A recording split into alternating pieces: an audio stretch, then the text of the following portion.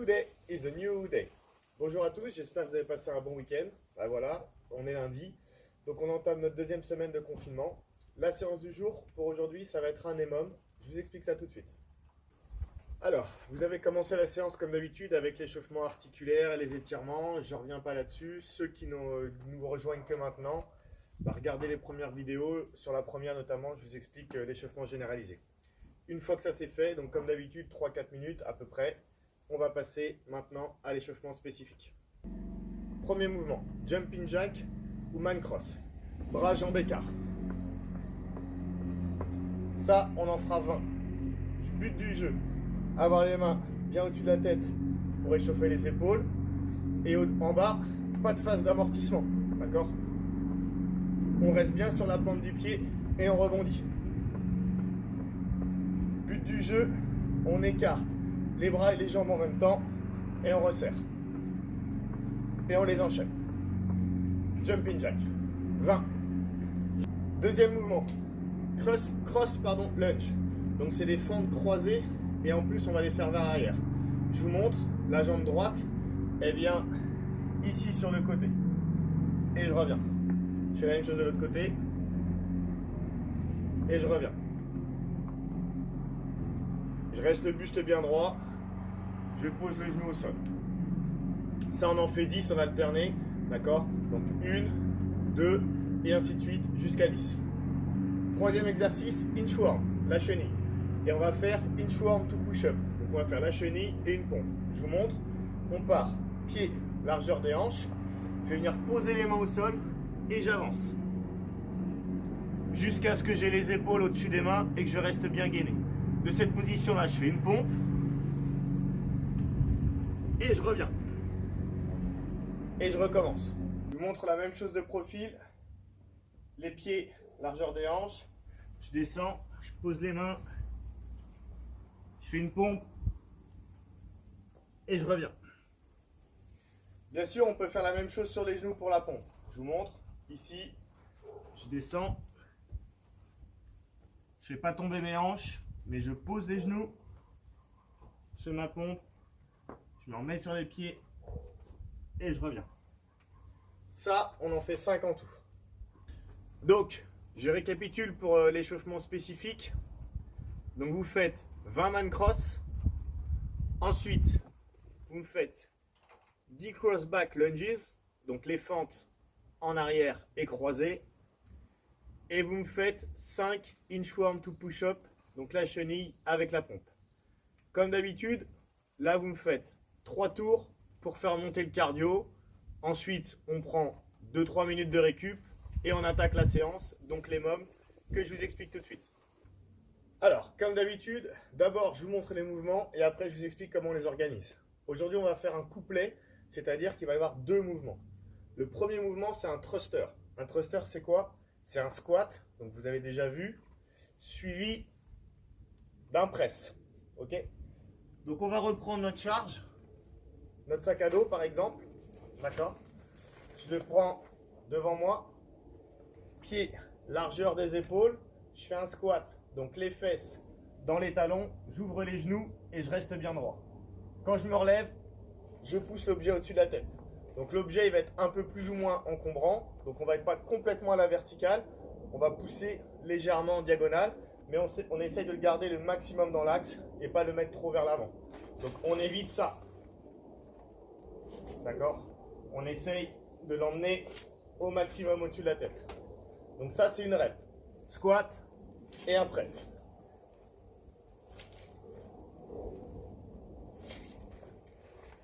On peut utiliser un pack d'eau, 4 bouteilles, 6 bouteilles, une seule bouteille.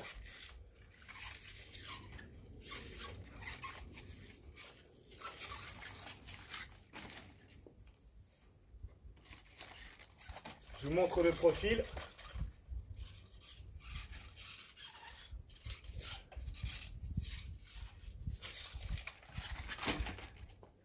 Thruster. Deuxième mouvement, box jump. Je vous montre. On va se mettre devant un contre-haut. On va prendre l'élan, les hanches vers l'arrière, ok, Et ensuite, une extension de hanche. Je fais un saut tout simplement. Je m'aligne et je redescends pied à pied pour économiser mes mollets. Ici. Alors, là vous allez me dire, Guillaume, t'es gentil, mais on n'est pas tous des malades comme toi, on n'a pas tous une box à la maison. Je me doute. C'est pas grave, je vous explique comment remplacer. Si vous avez la chance d'avoir un jardin, si vous avez un petit muret, un contre-haut, une déclinivité avec un garage par exemple, bah vous utilisez. Si vous avez un banc qui est suffisamment solide, il ne faut pas passer à travers, vous pouvez utiliser aussi. Si vous n'avez rien de tout ça, je vous montre comment on peut faire ici, ou si par contre vous avez un escalier même à l'intérieur. Déjà, la première adaptation du mouvement, que ce soit avec une box, ça je pense que vous n'en avez pas, mais que ce soit avec un muret, un contre-haut, un banc ou quoi que ce soit, c'est faire du step up et step down. C'est-à-dire en gros, comme je l'ai montré tout à l'heure, on descendait pied à pied, on peut aussi monter pied à pied si le saut, on a un petit peu peur, ou ça sollicite trop par exemple l'articulation des genoux et du dos. Donc on va venir se mettre ici, le plus près possible de la box, pour que j'ai le pied le plus possible, d'accord, à la verticale par rapport à moi, et que je ne sois pas obligé de creuser ici au niveau du dos, de pencher vers l'avant. Donc ici, et de cette position, je pousse sur la jambe. Je redescends, et évidemment j'alterne. L'autre jambe.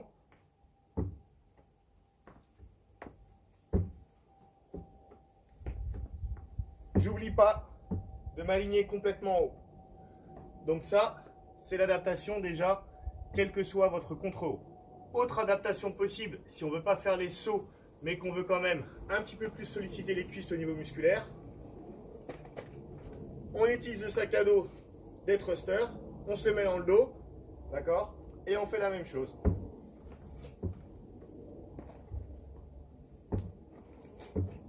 Ok, donc on rajoute une charge externe.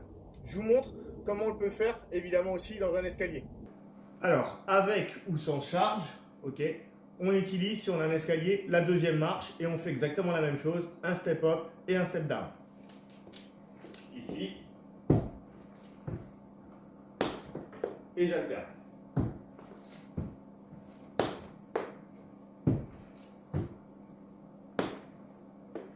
Je vous déconseille par contre de faire des box jumps, c'est-à-dire de sauter à pieds joints sur l'escalier, ou alors il faut vraiment être sûr de son escalier. Ok, et là vous me dites, Guillaume, t'es bien mignon, merci, mais moi j'ai pas d'escalier, j'habite dans un appart, j'ai pas d'escalier, je veux pas aller dans les parties communes, hein, on m'a dit de rester chez moi, j'ai pas de box, comment je fais? Bah, vous pouvez utiliser votre pack d'eau, et dans ce cas-là, on va sauter, on va faire un jump par-dessus le pack d'eau. Donc ici, je saute par-dessus le pack d'eau. Ok? Alors juste, amortissez bien l'atterrissage pour pas vous faire mal aux genoux. Donc ne faites pas ça. Là, je vais prendre une charge au niveau des genoux et du dos. D'accord? C'est le même principe. Les hanches légèrement en arrière, mon extension et j'amortis. J'essaye de sauter au maximum au-dessus des bouteilles en gardant les jambes tendues. Donc j'évite ça en pliant les jambes dessous moi, en tout cas au maximum. Et j'essaye de vraiment m'arracher du sol.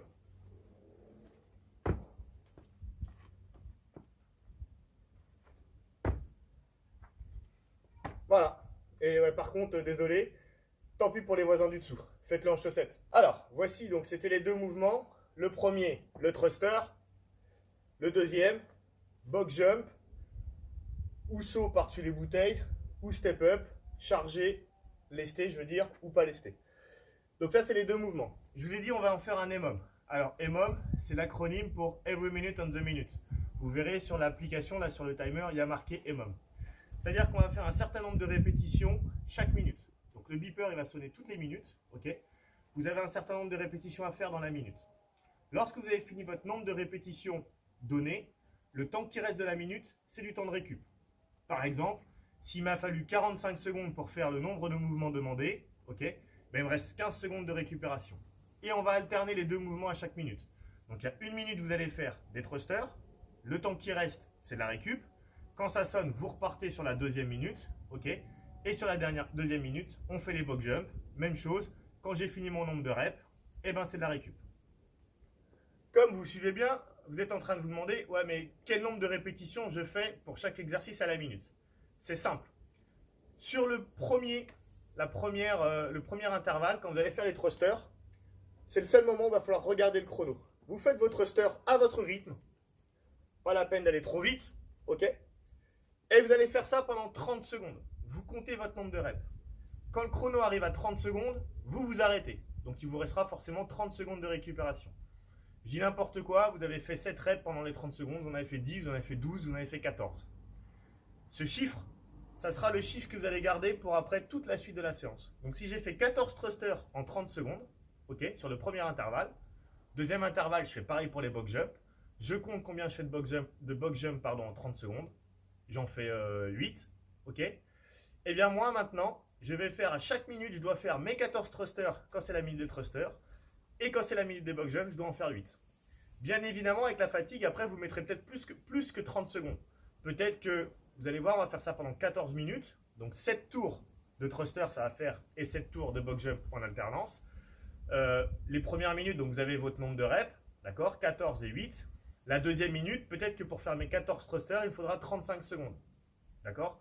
Mais maintenant, je ne m'occupe plus du temps, je m'occupe que de mon nombre de reps. Ben, j'aurai que 25 secondes de récupération avant de faire les box jump. Et ainsi de suite. Peut-être que sur le dernier tour, la 7e minute de thruster et la 7e minute de box jump, peut-être qu'il me faudra, je dis n'importe quoi, 50 secondes pour faire les 14 thrusters. J'aurai donc plus que 10 secondes de récupération avant de faire mes box jump, mes 8 box jump. Compris pour tout le monde? Eh bien, il n'y a plus qu'à. Je vous donne l'exemple en accéléré. Donc, ça bip. Je commence par les thrusters. J'ai 1 minute. 1, 2, je regarde le chrono, c'est le seul moment où je le regarde, et à 30 secondes, je m'arrête. Ok, j'ai fait 12 thrusters, donc j'ai 30 secondes de récup. Quand ça ressonne, je fais mes box jump. C'est parti pour 1 minute.